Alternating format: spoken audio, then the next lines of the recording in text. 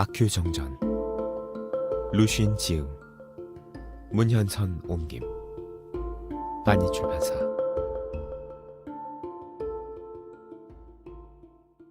광인일기. 아무개 씨 형제는 여기서 이름을 밝히지는 않겠다. 중등학교 때 친하게 지내오다 오랫동안 떨어져 지내면서 점차 소식이 뜸해진 친구였다. 얼마 전 우연히 그들 형제 한 사람이 중병에 걸렸다는 소식을 듣고 고향에 돌아갔을 때 찾아가서 한 형제를 만났다. 그는 병에 걸렸던 이가 동생이었다고 말하면서 멀리서 일부러 찾아왔는데 동생은 이미 완쾌돼 어느 지방에서 관직 발령을 기다리는 중이라고 알려주었다. 그리고 크게 웃고는 일기 2권을 가져와 당시의 병세를 짐작할 수 있으니 살펴보라며 옛 친구인 만큼 주어도 무방하겠다고 덧붙였다. 가져와 훑어보니 피해망상증 유형의 병임을 알 수 있었다. 갈피를 잡을 수 없는 내용에 논리도 없고 황당한 말도 많았다. 날짜가 분명하지 않지만 먹색과 글씨체가 일정하지 않은 것으로 보아 한 번에 쓴 글이 아님을 알 수 있었다. 그나마 그런대로 연결되는 부분이 있어 의학 연구를 위해 한 편으로 편집했다. 일기 속에서 틀린 부분은 한 글자도 고치지 않았다. 다만 모두 시골 사람들이라 세상에 알려지지도 않았고 내용과 무관하긴 했지만 인명은 전부 바꾸었다. 책 제목은 본인이 완쾌된 뒤 지었기 때문에 그대로 두었다. 7년 4월 2일씀. 1. 오늘 밤은 달빛이 무척 좋다. 30여 년이나 못 만났던 그를 오늘 보고 나니 정신이 유난히 맑아진다. 이제야 지난 30여 년 내내 멍한 상태였음을 알겠다. 그래도 각별히 유의해야 한다. 그게 아니라면 자옥신의 개가 왜 나를 노려봤겠는가? 내가 두려워하는 데는 그럴 만한 이유가 있다. 2.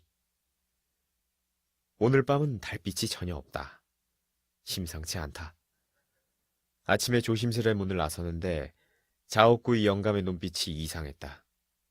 나를 두려워하는 듯 했고 해치려는 듯도 했다. 또한 다른 7, 8명도 나를 두고 귓속말로 수군거리면서 내가 쳐다볼까 두려워했다. 길에서 만난 사람들도 마찬가지였다. 그 가운데 심한 사람은 입을 벌린 채 웃기까지 했다. 나는 순간 머리부터 발끝까지 오싹해졌다. 그들이 이미 만반의 준비를 끝냈음을 알 수 있었다. 하지만 두려워하지 않고 가던 길을 걸어갔다. 앞쪽에 있던 아이들도 나에 대해 떠들고 있었다. 자옥구의 영감과 똑같은 눈빛으로 쳐다보는 아이들은 낯빛마저 검풀을 었다. 아이들이 나와 무슨 원수를 줬다고 그러는지 생각해보았다. 그러다 참을 수 없어서 말을 해! 하고 소리쳤다. 그러자 아이들이 달아났다. 곰곰이 생각해보았다. 내가 자옥구의 영감과 무슨 원한을 지고 길거리 사람들과 무슨 원한을 쌓았을까? 20여 년 전에 구지유 선생의 캐캐묵은 장부책을 발로 걷어차 선생을 불쾌하게 만든 일밖에 없는데 자옥구의 영감이 선생과 아는 사이도 아니면서 풍문을 듣고 대신 분개하는 게 틀림없으리라. 길거리 사람들도 전부 작당해 나를 원수처럼 대하는 것이고. 하지만 그때 아이들은 세상에 나오지도 않았는데 왜 오늘 내가 무서운 듯 나를 해치려는 듯 이상한 눈으로 쳐다봤을까? 나는 정말 두렵고 의아하고 가슴이 아프다. 이제야 알겠다. 아이들 부모가 시킨 게로구나. 3. 밤에 통 잠을 못 이룬다. 무슨 일이든 제대로 이해하려면 꼼꼼히 따져봐야 한다. 그들 중에 현령한테 벌을 받은 사람도 있고 세도가에게 뺨을 얻어맞은 사람도 있다. 관아의 아전에게 아내를 겁탈당한 사람도, 부모가 빚에 시달리다가 죽은 사람도 있다. 하지만 그런 순간에도 그들의 낯빛은 어제처럼 겁에 질리거나 흉악하지 않았다. 가장 이상한 사람은 어제 길에서 만난 여자다. 아들을 때리며 이놈! 내 녀석을 좀 물어뜯어야 화가 풀리겠다 하고 소리치는데 눈은 나를 향하고 있었다. 내가 놀란 가슴을 숨기지 못하자 인상이 험상궂은 사람들이 전부 웃음을 터뜨렸다. 첫 라오우가 얼른 다가와 나를 한사코 집으로 이끌었다. 집까지 끌려왔을 때 집안 사람들은 하나같이 나를 모르는 척했다. 그들의 눈빛도 다른 사람들과 똑같았다.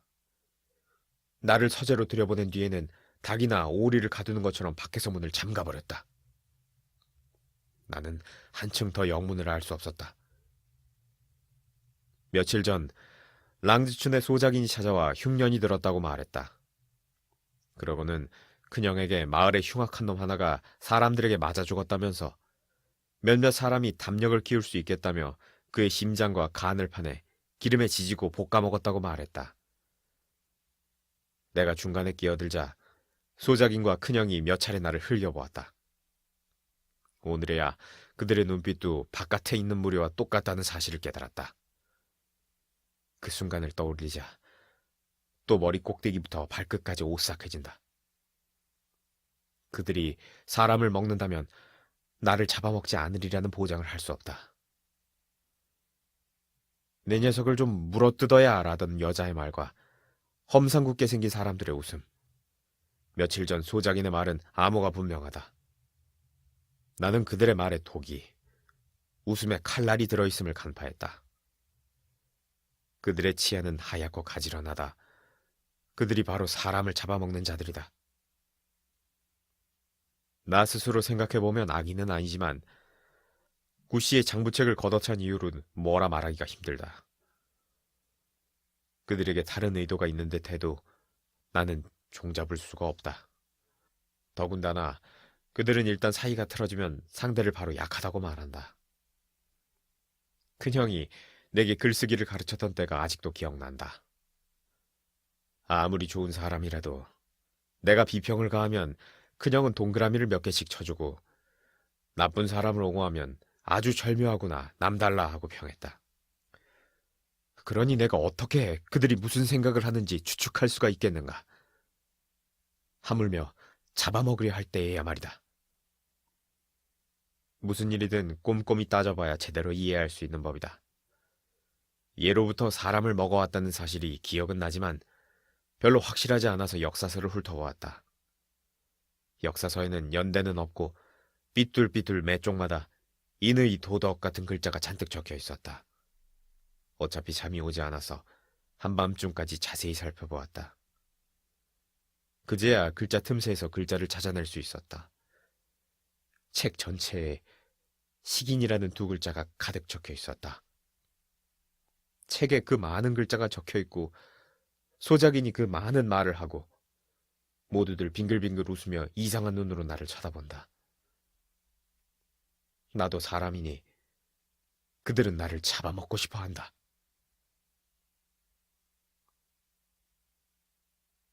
4. 아침에 조용히 앉아 있었다. 천라오우가 야채 한 접시와 생선찜 한 접시를 넣어주었다. 눈알이 희고 단단하며 입이 벌어진 생선 모양새가 사람을 먹고 싶어하는 사람들과 똑같았다. 젓가락을 몇 차례 놀리다가 반질반질한 것이 생선인지 사람인지 알 수 없어 뱃속에 든 것을 전부 개워내고 말았다. 라오우, 내가 너무 답답해서 마당을 걷고 싶어 한다고 큰형에게 전해. 내가 말했지만 라오우는 아무 대답도 없이 가버렸다. 하지만 얼마 뒤 돌아와 문을 열어주었다. 꼼짝하지 않고 그들이 나를 어쩌려는지 살펴보았다. 자유롭게 내버려두지 않을 게 뻔했다. 아니나 다를까 큰형이 어떤 늙은이를 데리고 천천히 다가왔다. 그는 흉악한 눈빛을 내게 들킬까봐 고개를 숙여 땅만 보면서 안경테 너머로 슬쩍슬쩍 훔쳐보았다. 큰형이 오늘은 아주 좋아 보이는구나 하기에 나는 그렇습니다 하고 대답했다. 오늘 허 선생님께 진찰해달라고 청했다. 는 큰형 말에는 그러세요 라고 답했다. 그 늙은이가 망나니 여긴 줄 내가 어찌 모르겠는가. 맥을 짚는다는 명목으로 살이 올랐는지 말았는지 가늠해보고 그 공로로 고기를 얻어먹을 것을. 나도 두렵지 않았다. 사람을 먹지 않아도 담력은 그들보다 훨씬 셌다. 두 주먹을 내뻗고 어떻게 하는지 지켜보았다. 늙은이가 자리에 앉아 눈을 감고 한참을 짚어보고 또 한참을 멍하니 있다가 음흉하게 눈을 뜬 뒤 말했다.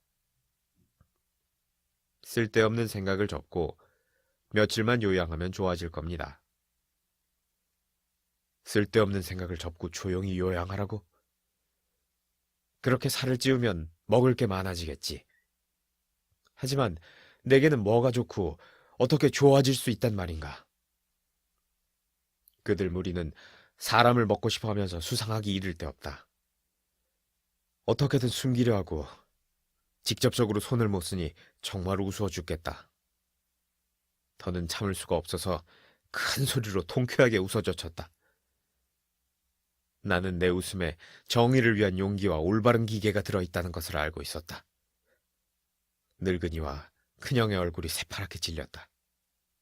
나의 용기와 기계에 압도당한 것이다.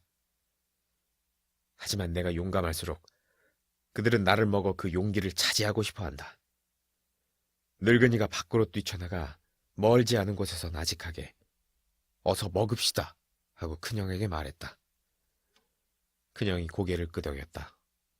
큰형도 한패였다니. 그 엄청난 발견은 느닷없게 느껴져도 역시 예상한 것이었다. 나를 먹자고 작당한 사람이 우리 형이라니. 사람을 먹는 자가 우리 형이다. 나는 사람을 먹는 자의 형제다. 나 스스로가 잡아먹힌 뒤에도 나는 여전히 사람을 먹는 자의 형제다. 5. 지난 며칠 동안 한 걸음 물러나 생각해보았다. 그 늙은이가 설령 분장한 망나니가 아니라 진짜 의사라고 해도 사람을 먹는다는 사실에는 역시 변함이 없다. 그들의 시조인 이시진에 져서 본초 무엇에도 분명 사람 고기를 기름에 부쳐 먹을 수 있다고 쓰여 있다. 그러니 이 작자가 사람을 먹지 않는다고 어찌 말할 수 있겠는가? 우리 큰형이라면 조금 더 억울할 게 없다. 내게 고사를 들려주면서 본인 입으로 직접 자식을 바꿔서 잡아먹는 일이 가능하다고 말했다. 또 한 번은 우연히 나쁜 사람에 대해 언급하다가 죽여야 할 뿐만 아니라 살점을 먹고 가족을 깔고 지내야 한다고 말하기까지 했다. 그때 난 어려서 한참 동안이나 놀란 가슴을 가라앉힐 수 없었다.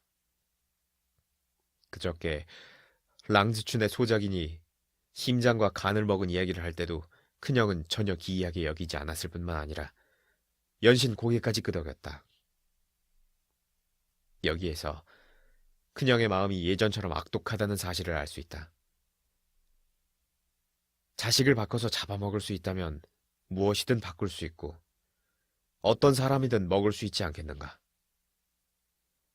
예전에는 큰형이 이치를 논할 때 듣기만 하고 멍청하게 지나갔지만 이제는 당시 큰형 입가에 사람 기름이 묻었을 뿐 아니라 사람을 잡아먹을 생각에 빠져 있었다는 사실을 안다.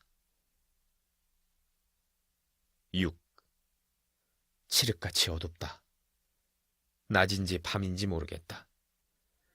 자옥신의 개가 또 짖기 시작했다. 사자처럼 흉포한 마음, 토끼의 나약함, 여우의 교활함. 7. 나는 그들의 방식을 안다. 재앙이 두려워 곧장 죽일 마음도 배짱도 없다. 그래서 서로 연락하며 곳곳에 올가미를 설치한 채 내가 자살하도록 몰아가고 있다. 며칠 전 길에서 마주친 연놈의 작태와 최근 큰형의 행동을 살펴보면 10중 8구 확실하다. 가장 좋은 방식은 허리띠를 풀어 들보에 걸고 스스로 목을 매는 것이다. 그러면 그들은 살인이라는 죄명에서 자유로울 뿐더러 바라던 것도 이루기 때문에 좋아하며 키득키득 웃을 수 있다. 아니면 놀라거나 비통해 죽도록 몰아가는 방법도 있다. 조금 마르겠지만 역시 그런대로 수긍할 만한 망식이다. 그들은 죽은 고기만 먹는다. 어느 책에선가 눈빛과 생김새가 무척 흉측한 하이에나라는 동물에 대해 읽은 적이 있다. 주로 사체를 뜯어먹으며 커다란 뼈까지 모조리 잘근잘근 씹어 삼킨다고 하니 생각만 해도 몸서리가 친다. 하이에나는 늑대 족속이며 늑대는 개의 조상이다. 그저께 자오신의 개가 나를 흘려보았다. 녀석도 한통 속으로 일찌감치 끼어들었던 게 틀림없다. 늙은이는 땅바닥만 쳐다봤지만 어떻게 나를 속일 수 있겠는가? 제일 불쌍한 사람은 우리 큰형이다. 형도 사람인데 어떻게 한 가닥 두려움도 없이 나를 잡아먹기로 작당했겠는가? 또는 이미 습관이 돼서 잘못이라고 생각하지 않는 걸까? 아니면 벌써 양심을 버려서 뻔히 알면서도 저지르는 것일까? 나는 사람을 잡아먹는 자에 대한 저주를 큰형에게서 시작하며 그만두라는 권고 또한 큰형으로부터 시작하려 한다. 8. 사실 그런 이치는 오늘날이면 그들도 깨달았어야 한다. 갑자기 어떤 사람이 찾아왔다. 20 안팎밖에 안 된 그는 생김새가 그다지 또렷하게 보이지 않았지만 한빡 웃는 얼굴로 나를 향해 고개를 끄덕였다. 그의 웃음 역시 진짜 웃음 같지 않았다. 내가 물었다. 사람을 먹는 일이 옳습니까? 그는 여전히 웃는 얼굴로 대답했다. 흉년도 아닌데 사람을 먹을 리가요. 나는 그도 한패이며 식인을 즐긴다는 사실을 간파하고 용기를 내어 물었다. 옳습니까? 그런 일을 왜 묻습니까? 정말 농담도 잘하시네요. 오늘 날씨가 참 좋습니다.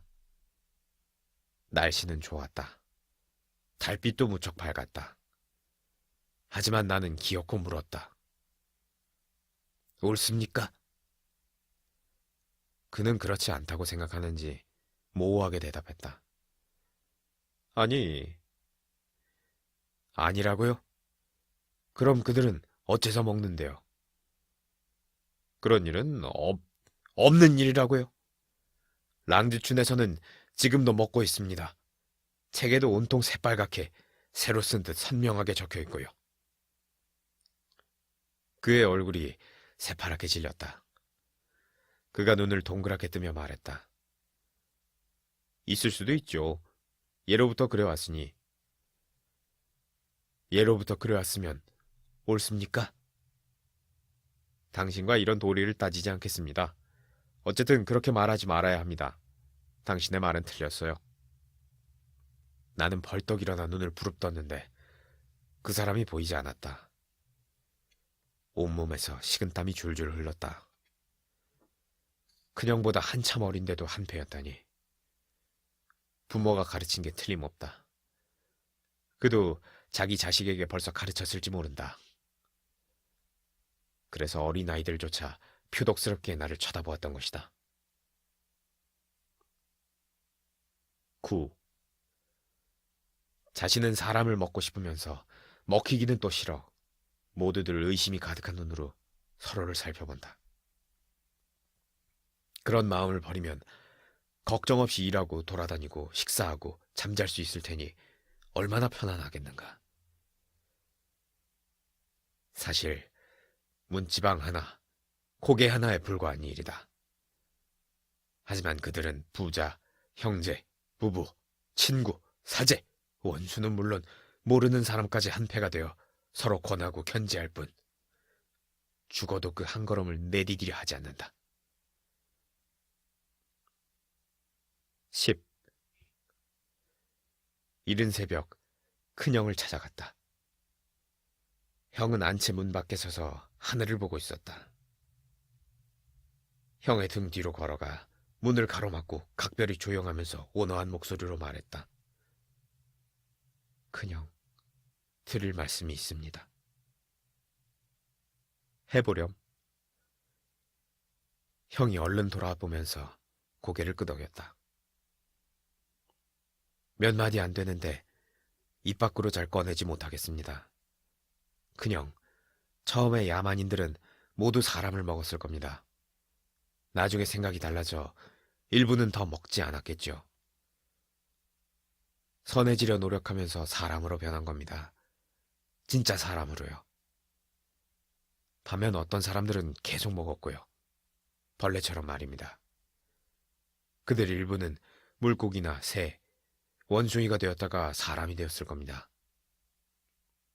선해지려고 노력하지 않는 일부는 지금까지도 벌레로 남아있겠죠. 사람을 잡아먹는 자들은 먹지 않는 자들과 비교할 때 얼마나 부끄러운지요. 벌레가 원숭이를 부끄러워하는 것보다 훨씬 더 부끄러울 겁니다. 여가가 자기 아들을 삶아 거란과 주왕에게 먹인 일은 아주 오래전 일입니다. 설마 반고의 천기예벽 이후 여가의 아들에 이르기까지 사람을 먹고 여가의 아들처럼 서성림까지, 서성림 때부터 다시 랑지춘의 악인까지 사람을 잡아먹을 줄 누가 알았겠습니까? 작년 성안에서 범죄자를 죽였을 때 백병을 앓는 사람이 만두에 피를 발라 먹었고요. 그들이 저를 잡아먹으려 합니다. 그냥 혼자였다면 상상조차 못했겠지요. 그런데 왜 동조하신 겁니까? 사람을 먹는 자라면 못할 일이 없을 겁니다. 그들이 저를 먹을 수 있는 이상 큰형도 먹을 수 있고 패거리 안에서 서로 먹고 먹힐 수 있습니다. 한 걸음만 돌리면 당장 바로잡기만 하면 모두 평안해집니다. 예로부터 그래왔다지만 이제 우리는 아주 잘 지낼 수 있습니다. 안 된다고 말씀하세요. 큰형, 저는 큰형이 그렇게 말할 수 있다고 믿습니다. 그저께 소작인이 소장료를 낮춰달라고 요구했을 때도 안 된다고 대답하셨지요. 처음에는 냉소만 짓던 큰형이 갑자기 눈빛을 사납게 바꾸었다. 자신들 속내를 꿰뚫어보는 말에 얼굴이 시퍼렇게 질렸다. 대문 밖에 그들 패거리가 서 있었다. 자옥구 이영감과 그의 개도 있었다. 모두들 고개를 내민 채 두리번거리며 들어왔다. 복면을 쓴 듯 생김새가 보이지 않는 이도 있고 예의 험상궂은 표정에 입을 해벌쭉대며 웃는 이도 있었다. 나는 그들이 한패로 전부 사람을 잡아먹는 이들임을 알고 있었다. 또한 그들의 마음이 서로 다르다는 사실도 알았다. 예전부터 그러했으니 잡아먹어야 한다고 생각하는 부류도 있고 잡아먹으면 안 되는 줄 알면서도 계속 먹으려는 부류도 있었다. 그들은 남들에게 비밀이 들통날까 두려워 내 말에 화가 나면서도 입을 오므린 채 냉소를 지었다. 그때 큰형도 갑자기 얼굴을 찌푸리더니 큰 소리로 외쳤다. 모두 나가요. 미치광이를 뭐 볼 게 있다고. 그 순간 나는 그들의 교묘한 술수를 또 하나 파악했다. 그들은 생각을 바로잡을 의사가 없을 뿐 아니라 나를 미치광이로 몰아갈 만반의 준비를 일찌감치 끝낸 것이다. 이제는 잡아먹어도 아무 탈 없고 정상 참작까지 가능해졌다. 소작인이 모두 함께 악인을 잡아먹었다고 하더니 바로 이 방법이었다. 이게 그들의 상투적인 수법이었다. 천라오우도 녹이 등등하게 다가왔다. 어떻게든 내 입을 막으려 했지만 나는 기어코 그들 무리에게 말했다. 여러분은 바뀔 수 있습니다. 진심으로 바꾸세요. 사람을 잡아먹는 이는 앞으로 세상에서 살아갈 수 없음을 알아야 합니다. 바꾸지 않으면 자신도 먹히고 말 겁니다. 아무리 자식을 많이 낳아도 진짜 사람들이 모두 없애버릴 겁니다. 사냥꾼이 늑대를 사냥하는 것처럼, 벌레를 없애는 것처럼. 그들 무리는 천라오후에게 쫓겨났다. 큰형도 어디론가 가버렸다. 천라오후는 내게 방으로 들어가라고 권했다. 방 안은 완전히 깜깜했다. 대들보와 석가래가 머리 위에서 흔들렸다. 잠시 흔들리다가 점점 커다래지더니 내 몸을 덮쳤다. 무게가 너무 무거워 옴짝달싹 할 수가 없었다. 나를 죽여버릴 기세였다. 나는 그 무게가 거짓임을 알았기 때문에 기를 쓰고 빠져나왔다. 온몸이 땀범벅이 되었다. 그래도 기어코 입을 열었다. 당장 바꾸세요. 진심으로. 앞으로는 사람을 잡아먹지 않아야만. 10일. 해도 뜨지 않고 문도 열리지 않는다. 매일 두 끼 식사뿐이다. 젓가락을 들었을 때 큰형이 떠올랐다. 누이가 죽은 이유도 전적으로 큰형에게 있다. 당시 누이는 5살에 불과했다. 귀엽고 가여운 모습이 아직도 눈에 선하다. 어머니가 하염없이 눈물을 흘리자 큰형은 그만 우시라고 위로했다. 자신이 먹었으니 어머니 눈물이 마음에 걸리지 않을 수 없었겠지. 아직도 미안해하는 마음이 있다면. 누이가 큰형에게 잡아먹힌 사실을 어머니가 알고 계셨는지 모르겠다. 어머니는 아셨던 것 같다. 눈물을 흘리면서도 아무 말씀이 없었으니 당연하다고 여겼던 듯도 싶다. 내가 4~5살쯤 되어 대청에서 바람을 쐴 때 큰형이 했던 말을 기억한다. 부모님이 편찮으실 때 아들이라면 살점을 도려내 잘 익혀 잡숫게 해야 옳다고 했다.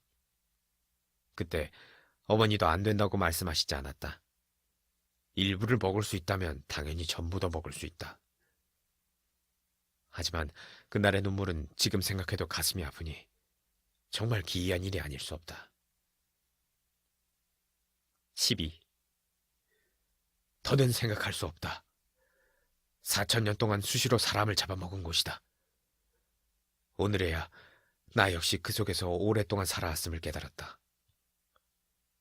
큰형이 집안일을 관장할 때 누이가 죽었으니 음식에 섞여 내게 몰래 먹이지 않았다고 단정할 수 없다.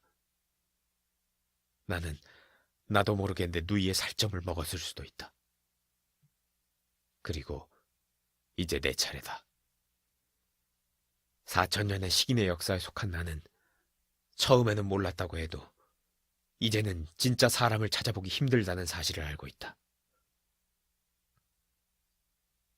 13. 사람을 먹어본 적 없는 아이가 아직도 있을까? 아이들을 구하자. 1918년 4월 아큐 정전 제1장 서문 아큐에 관한 전기를 쓰겠다고 마음먹은 것은 한두 해 만의 일이 아니다. 하지만 써야겠다고 생각하는 한편 전전긍긍했던 것을 보면 나는 확실히 불후의 글을 전할 위인이 못 된다. 더군다나 불후의 글이란 불후의 인물을 전해야 하는 게 아니던가. 그 속에서 인물은 글로 전해지고 글은 인물로 전해지다가 어느 순간부터 대체 누가 누구를 통해 전해지는지 점점 모호해지는 법이다. 그런데도 나는 결국 귀신에 홀린 듯 아큐에 대해 기록하겠다는 결정을 내렸다. 하지만 불후와 거리가 먼 이 글을 쓰기 위해서 붓을 들었을 때 무척이나 어렵다는 사실을 깨달았다. 우선 제목 때문이었다. 공자는 이름이 바르지 않으면 말도 순조롭지 않다고 했다. 무척이나 주의해야 하는 말이 아닐 수 없었다.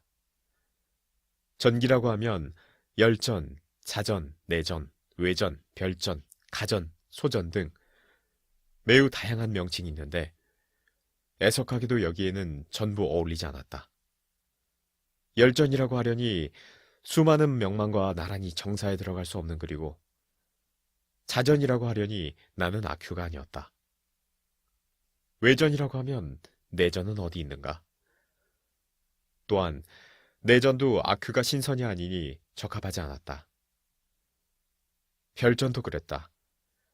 아큐는 대총통의 명으로 국사관에서 본전을 작성한 인물도 아니었다. 영국 정사에 로드니 스톤에 관한 별전이 없는데도 문호 디킨스는 로드니 스톤 별전을 지었지만 그런 일은 대문호나 가능하지 나 같은 부류는 꿈도 못 꿀릴 일이다. 가전도 마찬가지였다. 나는 아큐와 내가 종친인 줄도 모를 뿐더러 그 자손의 부탁을 받은 적도 없었다. 소전도 아큐에게 대전이 없으니 불가능했다. 결국 이 글은 본전인 셈인데 내 문장을 보면 수레꾼이나 장사치 부류가 쓰는 저급한 문체라 감히 본전이라 칭할 수도 없었다. 그래서 어떤 유파에도 속하지 못하는 소설가들이 흔히 사용하는 잡담은 그만하고 본론으로 들어가자는 상투적인 표현에 착안해 본론을 뜻하는 정전을 제목으로 붙였다. 옛날에 편찬된 서법정전에 정전과 글자가 같지만 거기까지 신경 쓸 수는 없었다. 둘째, 전기는 보통 아무개는 자가 무엇이며 어디 사람이다 하는 식으로 시작하지만 나는 아큐의 성이 무엇인지 몰랐다. 한 번은 자오 씨인 줄 알았는데 이튿날 당장 모호해졌다. 자오 현령 어르신의 아들이 수재가 되었을 때였다. 챙챙거리는 징소리가 마을까지 전해지자 황주 두어 사발을 마신 아큐가 기뻐서 덩실거리며 자신에게도 영광스러운 일이라고 말했다. 사실 자신이 자오 어른의 일가라면서 엄밀히 따지자면 수재보다 3대가 높다고 했다. 그러자 옆에 있던 사람들이 숙연한 표정으로 살짝 경의를 나타냈다. 그런데 이튿날 지보가 찾아와 아큐를 자오 어른 댁으로 데려갔다. 어르신은 아큐를 보자마자 얼굴을 시뻘겋게 붉히며 소리쳤다. 아큐, 이 미친놈아. 네가 내 일가라고 했다며? 아큐는 아무 말도 하지 않았다. 자오 어른은 볼수록 화가 치밀어 몇 걸음 다가가 말했다. 감히 그따위 헛소리를 짓거리다니. 내가 어떻게 너 같은 놈과 친척이냐? 네 성이 자오냐? 아큐는 아무 말 없이 뒤로 물러나려 했다.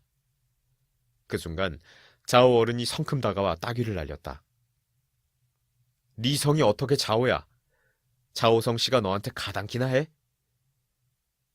아큐는 자신의 성이 확실히 자오라고 항변하지 않았다. 그저 손으로 왼뺨을 문지르며 지보와 함께 물러났을 뿐이다. 밖으로 나와서도 지보에게 한바탕 욕을 먹은 뒤 술값으로 200문을 바쳐야 했다. 상황을 전해들은 사람들은 아큐가 황당하면서 맞을 짓을 자초했다고 평했다. 또한 아큐의 성은 자오가 아닐 것이며 진짜 자오라고 해도 자오 어른이 있는 이곳에서 그딴 헛소리를 해서는 안 된다고 했다. 그 후 다시는 아큐의 성씨에 대해 언급하는 사람이 없어서 나는 끝내 아큐의 성이 무엇인지 알 수 없었다. 셋째, 나는 아큐의 이름도 어떻게 쓰는지 몰랐다. 아큐가 살아있을 때 사람들은 누구나 그를 아쿠이라 불렀다. 죽은 뒤에는 어느 누구도 그를 부르지 않았다. 그러니 어디 역사에 기록할 만한 일이 있겠는가? 정식 기록이라야 이 글이 처음일 테니 나는 이런 첫 번째 난관부터 해결해야 했다.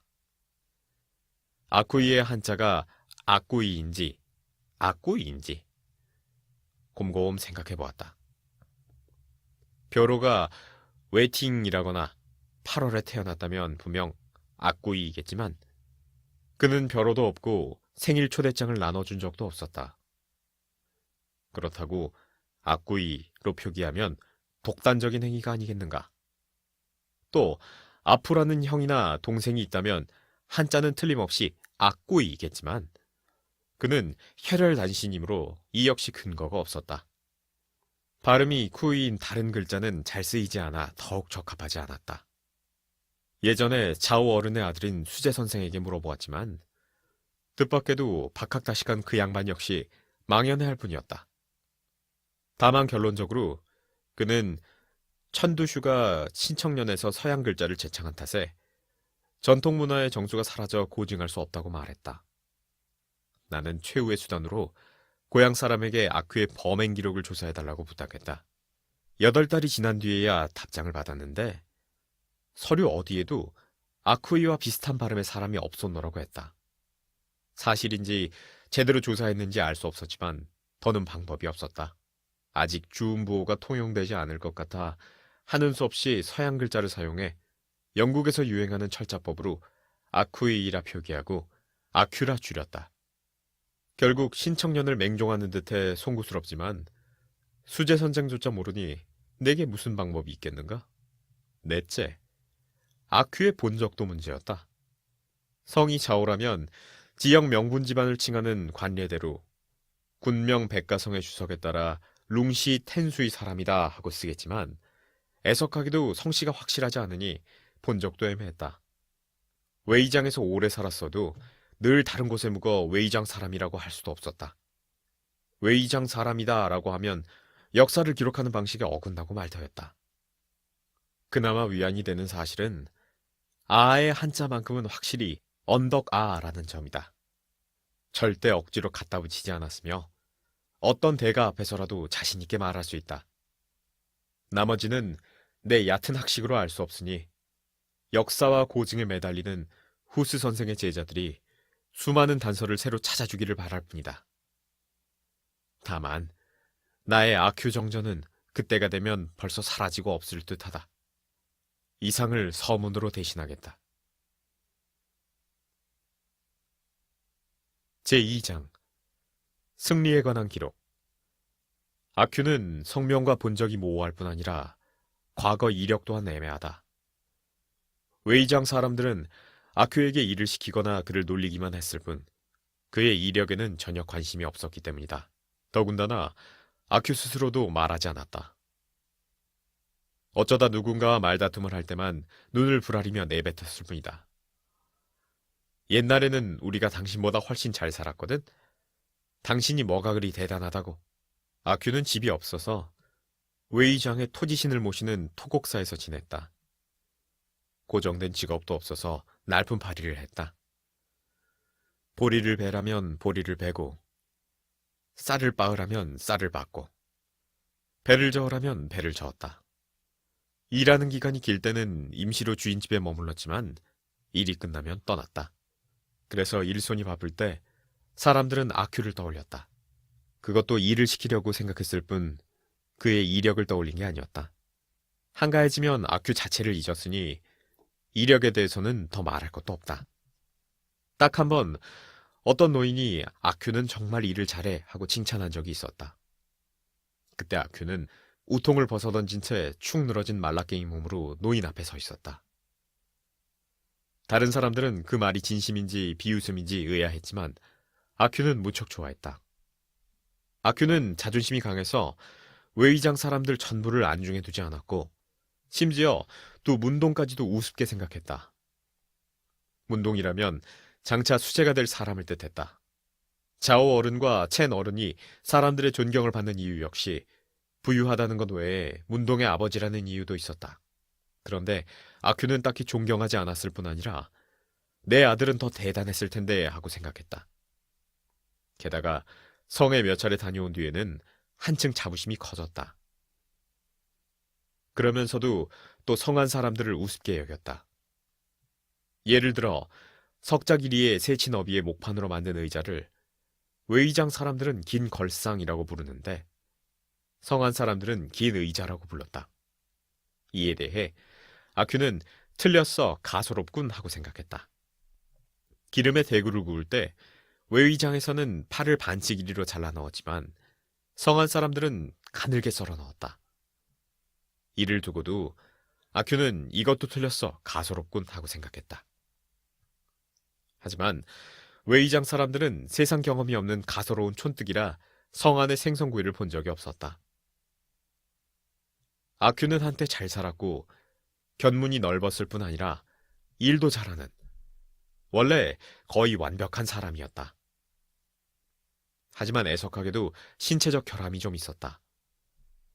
가장 거슬리는 부분은 언제 생겼는지 알 길이 없는 두피의 부스럼 자국이었다. 자신의 몸에 있는 부스럼 자국이 아큐는 영 좋게 받아들여지지 않았던 듯 싶다. 그는 부스럼은 물론 그와 비슷한 발음을 피하기 시작하더니 나중에는 한층 심해져 번들대다, 밝다 하는 말을 피하고 그 이후에는 등불, 촛불 같은 말까지 꺼렸다. 누가 그런 말을 하면 고의든 실수든 상관없이 부스럼 자국이 새빨개질 정도로 화를 냈다. 상대를 살펴본 뒤 어눌한 사람이면 욕을 퍼붓고 힘없는 사람이면 때렸다. 하지만 어쩐 일인지 아큐가 당하는 경우가 훨씬 더 많았다. 그래서 아큐는 차츰 방법을 바꿔 눈을 부릅뜨며 쏘아보기만 했다. 그런데 아큐가 눈을 부릅뜨는 방식으로 바꾸자 외의장의 건달들이 한층 더 짓궂게 놀래댈 줄 누가 알았겠는가. 그들은 아큐를 만나기만 하면 깜짝 놀란 척 말했다. 이런, 밝아졌네. 아큐는 늘 그렇듯 노기등등한 눈으로 쏘아보았다. 여기에 방범등이 있었구나. 그들은 전혀 무서워하지 않았다. 아큐는 보복할 만한 말을 모색하는 수밖에 다른 도리가 없었다. 너 따위가. 그때 아큐는 자신의 머리에 핀 부스럼이 평범한 부스럼이 아니라 고상하고 영광스러운 부스럼처럼 느껴졌다. 하지만 앞에서 말했듯이 아큐는 견식이 넓기 때문에 곧장 금기에 반하는 언사임을 깨닫고 더는 말을 하지 않았다. 건달은 거기서 멈추지 않고 아큐를 계속 놀리며 몸싸움으로 몰고 갔다. 형식적으로 따지자면 아큐가 졌다. 누런 변발을 붙잡혀 머리를 벽에 4~5번이나 찧었던 것이다. 그런 뒤에야 건달은 만족스러워하며 승리감에 취해 자리를 떴다. 그런데 아큐도 잠시 선 채로 아들한테 맞은 셈 치자.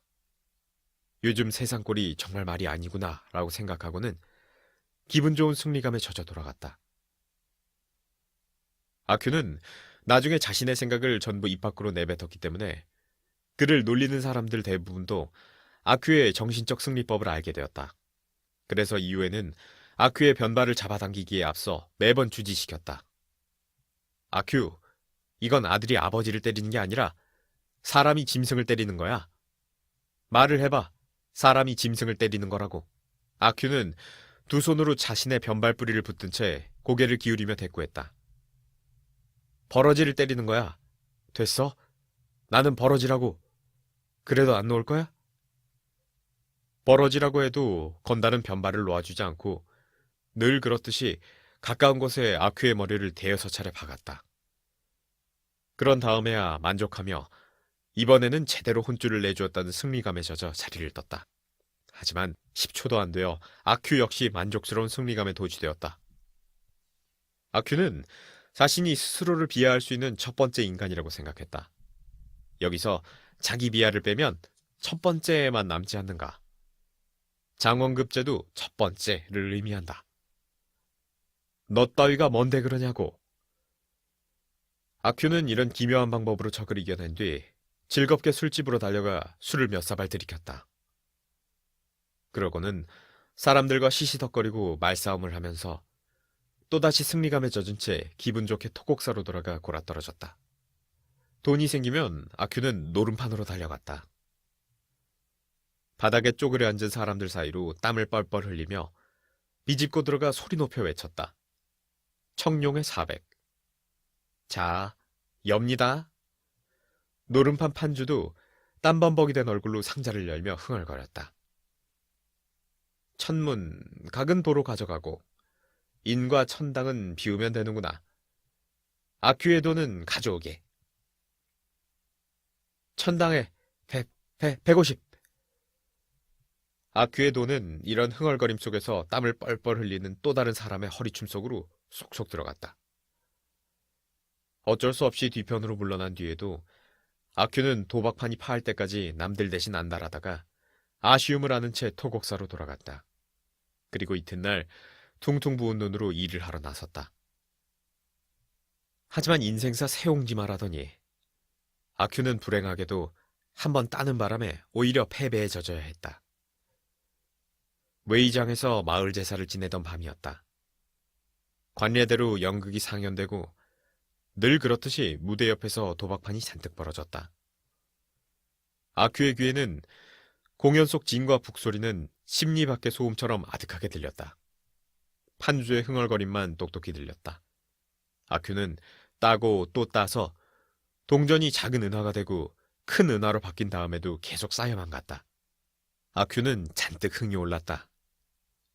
천문의 두냥.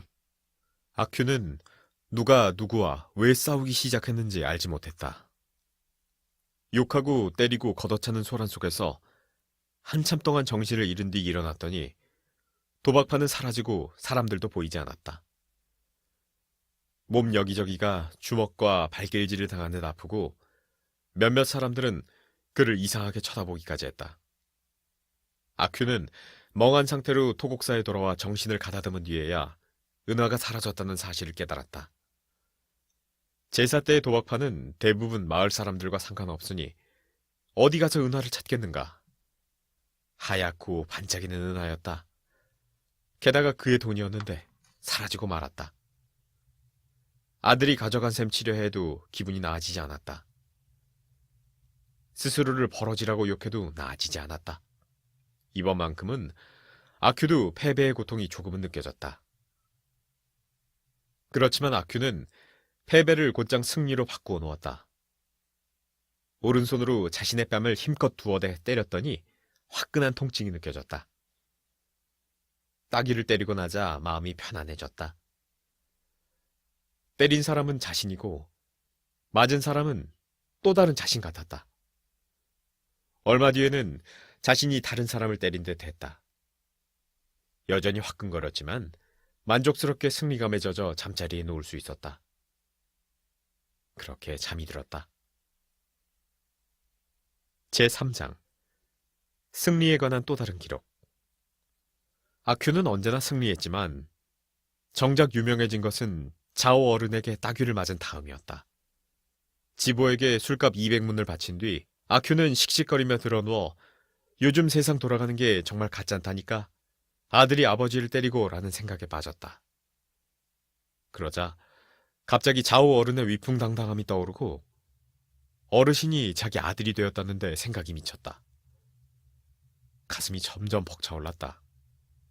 아큐는 자리에서 일어나 청상과부의 성묘라는 곡조를 흥얼거리며 술집으로 향했다. 술집으로 가는 동안 자오 어른이 남들보다 좀 더 훌륭한 사람이라는 생각이 들었다. 기이하게도 그때 이후 사람들은 아큐를 각별히 존경하는 듯 했다. 아큐는 자신이 자오 어른의 아버지가 되었기 때문이라고 생각했을 수도 있지만 사실은 그렇지 않았다. 일반적으로 웨이장에서는 누가 누구를 때렸다거나 아무개가 아무개를 때렸다는 식의 일은 입에 오르내리지도 않았다. 반드시 자오 어른처럼 유명한 사람과 연관이 되어야만 입에 오르내릴 수 있었다. 그렇게 입에 오르면 때린 사람이 유명하기 때문에 맞은 사람도 자연스럽게 유명해졌다. 잘못이 아큐에게 있으면 두말할 필요도 없는 사실이었다. 왜일까? 자오 어른이 틀릴 리 없기 때문이다. 그렇다면 아큐의 잘못이 확실한 상태에서 사람들은 왜 또 아큐를 각별히 존경하듯 대했을까? 뭐라 설명하기 어렵지만 억지로 꿰맞추자면 아큐가 자오 어른의 친척이라고 말했기 때문인데 싶다.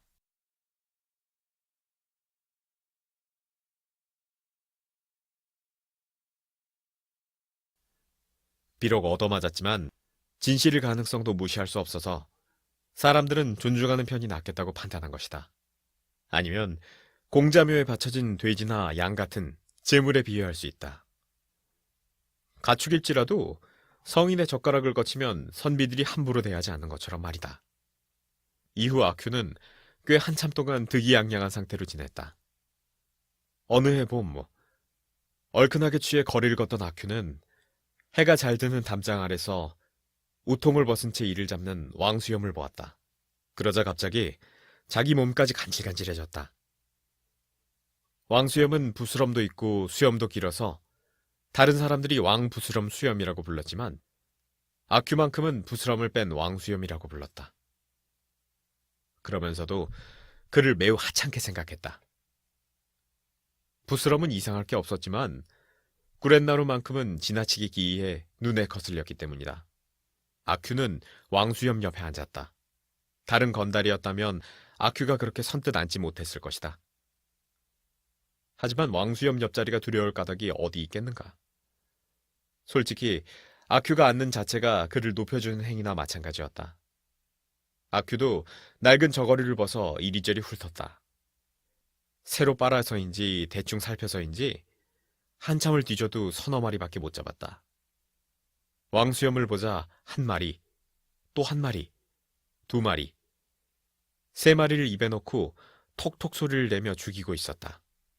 처음에는 실망스럽다가 점점 부하가 치밀었다. 우습게 생각했던 왕수염조차 저렇게 많은데 자신은 이렇게 적다니. 얼마나 채통 깎이는 일인가. 커다란 놈 한두 마리를 찾고 싶었지만 끝내 찾을 수 없었다. 아큐는 드디어 중간 크기 한 마리를 잡아 두툼한 입술 사이에 넣고 힘껏 깨물었다. 하지만 왕수염의 소리에 한참 못 미치는 픽 소리가 났을 뿐이다. 아큐는 부스럼 자국이 붉게 변한 채 옷을 바닥에 내동댕이 치고 침을 뱉으며 말했다. 이놈의 벌레가 부스럼쟁이 주제에 누구한테 욕짓거리야? 왕수염이 경멸에 찬 눈초리로 쏘아보며 말했다. 최근에 그나마 사람들의 존중을 받고 스스로 느껴지는 긍지 역시 높아졌어도 아큐는 싸움을 일삼는 건달들 앞에서 여전히 위축되었다. 그런데 이번만큼은 용기가 솟구쳤다. 얼굴이 수염에 뒤덮인 놈 따위가 건방지게 떠들어대겠다고? 그렇게 짓거리는 놈이지 누구겠어? 아큐는 자리에서 일어나 두 손으로 허리를 짚었다. 뼈마디가 근질근질하냐? 왕수염도 일어나 웃옷을 걸치며 말했다. 아큐는 왕수염이 달아나려는 줄 알고 얼른 주먹을 날렸다. 하지만 주먹이 닿기도 전에 왕수염에게 잡히고 말았다. 왕수염이 획 잡아당기자 아큐가 비틀거리며 쓰러졌다. 왕수염은 아큐의 변발을 붙든 채 늘 그렇듯이 벽에 아큐의 머리를 박았다. 군자는 말로 하지 주먹을 쓰지 않아. 아큐가 고개를 비틀며 말했다. 왕수염은 군자가 아니었는지 전혀 상관하지 않고 연이어 5번이나 아큐의 머리를 벽에 찢은 다음 힘껏 밀쳐버렸다. 그렇게 아큐를 6자 가까이 내동댕이 친 뒤에야 만족스럽게 자리를 떴다. 아큐의 기억으로는 평생 처음 겪는 굴욕이라 할 수 있었다. 왕수염은 구레나룻이라는 결점 때문에 아큐에게 늘 비웃음을 당하기만 했지 아큐를 비웃은 적은 없었다. 손찌검은 더 말할 것도 없었다. 그런 왕수염이 손찌검이라니 정말 의외였다. 설마 세간에 나도는 소문처럼 황제가 과거 시험을 중단해 수재와 거인이 없어진다는 말이 사실이란 말인가? 그래서 자오 집안의 위풍이 힘을 잃어서 그들도 아큐를 얕잡아 보는 것일까? 아큐는 어리벙벙하게 서 있었다. 멀리서 누군가가 걸어왔다. 또 다른 그의 적이었다. 아큐가 가장 싫어하는 사람. 바로 첸 어르신의 큰아들이었다. 그는 먼저 성안 서양학당에 들어갔다가 무슨 일인지 일본으로 건너갔다. 그러고는 반년 뒤 고향으로 돌아왔는데도 걸음도 똑바로 걸을 뿐 아니라 변발도 없었다. 그의 어머니는 10여 차례 대성통곡했고 아내는 3번이나 우물에 뛰어들었다. 나중에 그의 어머니는 어디를 가든 변발은 나쁜 놈이 술을 잔뜩 먹인 다음 잘라버렸대요. 원래 높은 관리가 될 수 있었는데 이제 머리가 자랄 때까지 기다리는 수밖에 없네요. 라고 말했다. 하지만 아큐는 고지곳대로 믿지 않고 그를 가짜 양놈 또는 내통자라고 부르며 볼 때마다 속으로 저주와 욕설을 퍼부었다. 아큐는 특히 가짜 변발을 혐오했다. 변발이 가짜라니. 사람으로서의 자격을 상실한 셈이었다. 그의 아내가 4번째로 우물에 뛰어들지 않은 것도 좋은 여자가 아니라는 반증이었다. 그 가짜 양놈이 다가왔다. 대머리, 당나귀. 아큐는 그동안 소리 없이 속으로만 욕했는데 이번에는 화가 잔뜩 나 복수심이 커져서인지 자기도 모르게 슬며시 입 밖으로 소리를 내고 말았다. 뜻밖에도 그 대머리가 노랗게 칠한 몽둥이, 아큐 표현으로는 상주 지팡이를 들고 성큼성큼 다가왔다. 순간 아큐는 몽둥이 찜질이 떨어질 것을 알아차렸다. 그래서 얼른 몸을 웅크리며 어깨를 들어 올렸다. 아니나 다를까 확실히 자기 머리를 내려치는 퍽 소리가 울렸다. 쟤한테 한 말이에요. 아큐가 근처의 아이를 가리키며 변명했다. 퍽, 퍽, 퍽. 아큐의 기억으로는 평생 두 번째 받는 굴욕이었다. 다행히 퍽퍽 소리가 끝나고 나자 뭔가 일단락된 듯 마음이 편안해졌다. 그리고 망각이라는 조상 대대로 전해지는 보물이 효과를 발휘해 천천히 걸음을 옮겨 술집에 도달했을 때는 이미 기분이 좋아졌다. 그때 맞은편의 정수함에 젊은 비구니가 걸어왔다. 평소에도 아큐는 그녀를 볼 때마다 욕을 퍼부었는데 지금은 굴욕을 당한 직후가 아닌가. 문득 기억이 되살아나면서 저기도 끌어올랐다. 오늘 왜 이렇게 재수가 없나 했더니 너를 만나려고 그랬구나. 그런 생각을 하며 아큐는 비구니 앞으로 다가가 큰 소리로 침을 뱉었다. 비구니는 전혀 상대하지 않고 고개를 숙인 채 걷기만 했다. 아큐는 비구니에게 살짝 다가간 다음 불쑥 손을 내밀어 그녀의 새로 깎은 머리를 만지며 실없이 웃었다. 대머리, 어서 돌아가. 중놈이 기다리잖아. 어디서 수작을. 비구니가 새빨개진 얼굴로 항의하며 발걸음을 빨리 했다. 술집에 있던 사람들이 웃음을 터뜨렸다. 아큐는 자신의 행동이 홍을 얻자 신바람이 났다. 중도 건드리는데 나라고 못할까? 그러면서 비구니의 뺨을 꼬집었다. 술집에서 사람들이 큰 소리로 웃었다. 아큐는 한층 우쭐해져 구경꾼들을 만족시키려고 또 한 번 힘껏 꼬집은 뒤에야 손을 놓았다.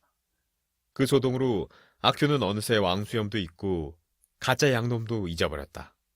오늘의 모든 불운에 복수한 듯 했다. 이상하게도 퍽퍽 얻어맞은 뒤보다 온몸이 편안해지고 날아갈 듯 가벼워졌다. 아큐놈, 배가 끊어져라. 멀리서 비구니의 울음 섞인 목소리가 들려왔다. 하하하. 아큐가 만족스럽게 웃었다. 술집에 있는 사람들도 대부분 만족스럽게 웃었다.